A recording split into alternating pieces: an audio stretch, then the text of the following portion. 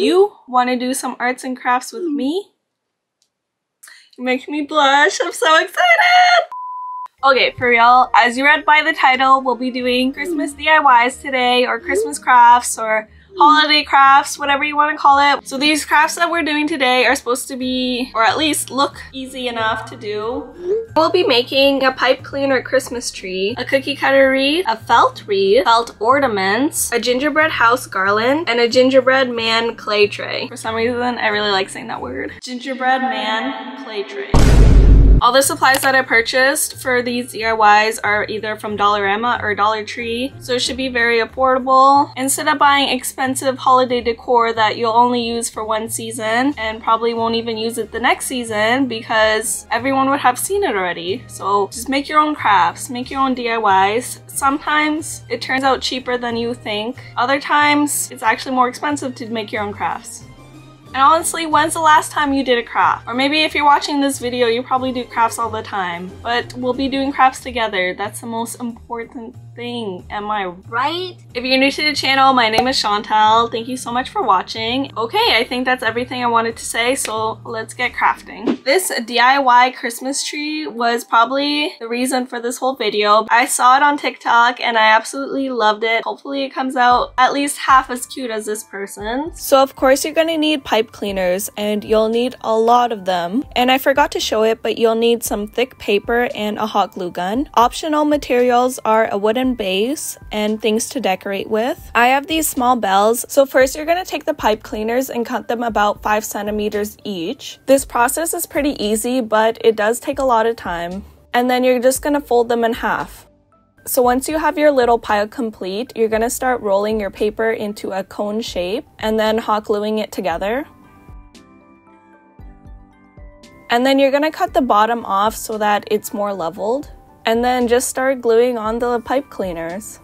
So in the DIY video, they added a wooden base, but when I tried it out, it looked kind of goofy, so I decided just to leave it without a base. Because I didn't have enough pipe cleaners of the same color, I decided to alternate colors instead. So after doing that for a while, you'll get something like this. In the video, they bent the pipe cleaners up a little, but I didn't really like the look of that, so I decided to leave them flat. And now it's time to decorate. Thankfully, I found these cute little bells at Dollarama, and they are so adorable. When I find cute little things, I always feel so bad using them, but I feel like this really made the tree pop. If you can't find little ornaments, you can always make ornaments from pipe cleaners or use puff balls instead. I really wanted to find a little mini star to put on top, but I couldn't find any in the dollar stores I went to, so I'm just gonna leave it starless for now. You can also make a star out of pipe cleaners like they did in the video, but I didn't have any yellow pipe cleaner. I did eventually add a bow on top instead, and this is my final result. I actually really like how it turned out, and I think alternating the pipe cleaner colors made it very unique. Do you hear the bells? I definitely want to do this DIY again. I'm thinking with pink and white pipe cleaners. That would be so cute. These are the things that you'll need to make the gingerbread man clay tray. I first started by softening the clay and flattening it down. So you want to first flatten the clay, and I used this paint bottle to flatten it down, but it wasn't really working too well, so I had to go downstairs and get my rolling pin, which was quite a bit of effort. But I think it did a better job at flattening my clay down. So once you get your desired thickness, you're gonna cut out the shape of the gingerbread using your stencil. I kind of feel like my stencil was too big, so in the future I would definitely use a smaller stencil. So once you have your shape cut out, you're gonna smoothen the edges using water. As well, you're gonna want to smoothen any cracks or fingerprints. So once you get your desired shape, you're gonna have to let it dry, which does take a lot of time. You can dry it flat, or I decided to dry it on the back of a bowl so that the sides can face out and give it a little bit more dimension. But you'll see later on in the video that this kind of backfired on me. So once it's fully dry, it's time to start painting. Painting it was so satisfying, and it was definitely my favorite process. And don't forget to paint the edges. So once the paint is dry, it's time to add in your details. I just lightly outlined my details in pencil so that I know where to start painting. This part definitely took the longest because I wanted to be as precise as I could be. So here's my little gingerbread with his eyes painted in. And then I just painted on the bow. I decided to go with a pink bow since it just kind of matches my room better. Once my paint was all dry, it was time to start sealing. So I just used the Mod Podge. Here is the final result. As you can see here, its legs started to crack off, which was kind of ironic because it's a gingerbread man. Thankfully, I had some cute washi tape to try to fix him up, but this kind of reminded me of a Gingy from Shrek when he lost his right leg. Here is the final result. The DIY gingerbread garland idea was from TikTok as well. The person made it so cute and I was like, you know what, that looks so easy. I can easily recreate that. It's not that hard, you just cut out some cardboard, right? So you're gonna need some brown cardboard, white paint or a white marker, and a string. Some optional materials you can get is things to decorate with, and I would really recommend using glitter. As well, I would recommend using a reference pic for your gingerbread houses. So after drawing your house, you're gonna cut it out. Personally, I felt like my houses looked a little too one-dimensional, so I decided to add in some white glitter, and I think it really added a lot more detail, and I like how it turned out. The only downside is that you're working with glitter and it does kind of get everywhere, as you can see here. So once you get your houses cut out and all ready, it's time to start putting them on the string. And this is the final result. I decided to add in some decorations in between the houses. Originally, I was just gonna make a wreath with a bunch of ribbons, but then I saw a wreath made out of cookie cutters and I thought that was unique and very different. So that's the one I wanted to try out today. I've never seen a wreath like this, so I'm excited to make this one. Of course, you'll need cookie cutters and some ribbon, as well as hot glue. I used this circle shape just so that I can get a good outline for my wreath. I found a pack of these cute little red cookie cutters at the dollar store and they were just perfect for this project. Once you like the placement of your cookie cutters, it's time to start gluing them together. I was kind of worried that the cookie cutters wouldn't stick together, so I definitely went overboard on the glue. I would really recommend using cookie cutters with a thick outline so that they look more visible, because if you use those thin metal ones, it might be kind of hard to see your cookie cutter wreath from a distance. So once you get everything glued down, make sure to test your wreath by lifting it up, and as you can see, mine started to fall apart, so I had to add in more glue. I have no idea how to make a big bow, so of course I relied on YouTube to teach me. Isn't it funny that you're watching a YouTube video of me watching a YouTube video? Anyways, so this is how the bow ended up turning out, and I think it looks beautiful. I am obsessed with this bow. Speaking of bows, can we talk about how big of a trend bows are this season? I see people putting bows on absolutely everything, and I am living for it. So you're just gonna glue your bow down and cut the ends off. And this turned out a lot cuter than I thought it would. I am so excited to hang this up on my door. I am just a little worried that it's gonna fall apart though. Let's see if... Oh, okay, for some reason I thought it would fall apart. It's so cute. Now imagine this hanging on my door. I'm surprised at how stable it is. Like,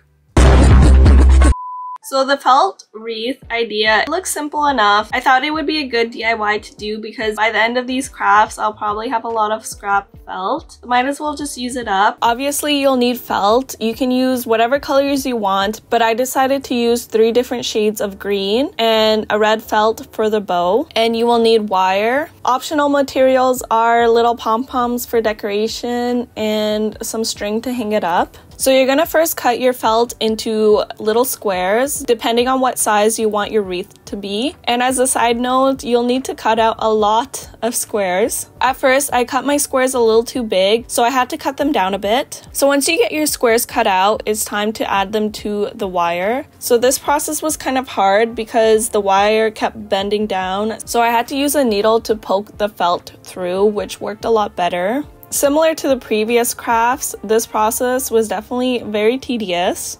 So once you get all your felt on and into a circle shape, it will look something like this.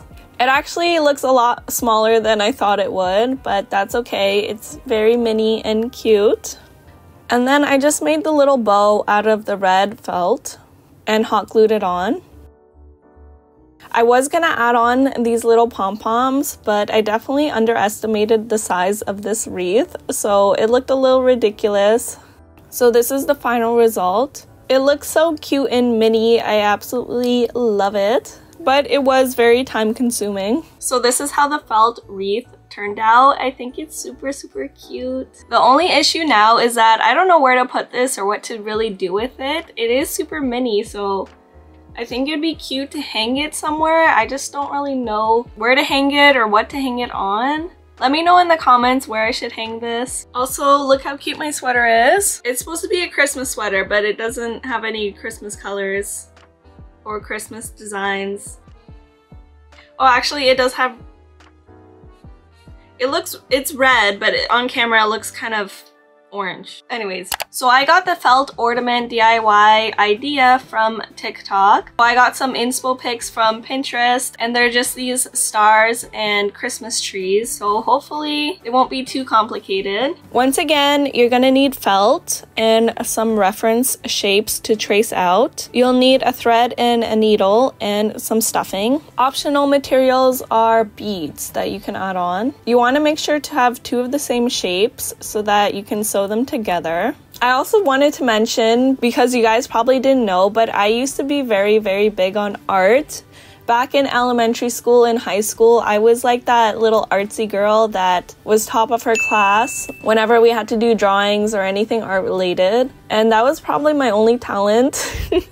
And I really thought I was gonna make a career out of it, but being an artist didn't really seem sustainable, especially where I'm from. And once I graduated high school, I kind of just stopped doing art in general because I didn't really have much time. During university, I was always studying and I had different career plans in mind. And honestly, when you're a perfectionist, being an artist is kind of hard because you really want everything to look perfect, and when it doesn't, I feel like it's a lot more frustrating. So it got to the point where I couldn't really enjoy doing art because what I was making wasn't perfect or was not up to my standards, so it just made me more frustrated. I don't know if that makes sense or if anyone can relate, but yeah, fun little fact. I used to win art awards, and actually for my elementary school, I won the yearbook cover. So that was pretty exciting. That was a big moment in my life, a very core memory, if you will. But yeah, anyways. So I decided just to add on some little beads for ornaments and this little cute star on top. As well, you want to decorate one of the shapes before sewing them together because they'll make the process a lot more easier. Once I was happy with the way it looked, I started sewing them together. There are a few different techniques that you can use to sew them together. I just went with the most simple one, and this is very beginner friendly. I personally am not really good at sewing, but this is just very simple. Once you're almost near the beginning of where you started sewing, you're gonna start stuffing your little ornament. Thankfully, I found this artificial snow at the dollar store, which was perfect for stuffing. And then you're just gonna close it off and attach a little ribbon so that you can hang it. So I just did the same process for this little star, except I decorated it a little bit different, but like I said earlier, I'm not really good at sewing, so my lines kind of came out a little wonky, but it's okay. I'm sure yours will turn out a lot better. Can we just talk about how fast December is flying by? Like, this whole year in general just flew by, and I can't believe how close we are to the new year, and it's just so crazy. I don't know, I'm kind of nervous. I just have a lot of emotions when it comes to New Year's and stuff. But yeah, I don't know, I just feel like this year has just flown by. I don't know if it's just me or if anyone else can relate. And yeah, here is the final result. I mean, they do need some work, but the idea is there. And that's it for today's video. Leave me a comment on which DIY you like the best, and don't forget to subscribe and give this video a thumbs up. I love you all so much, and I'll see you in the next one. Bye!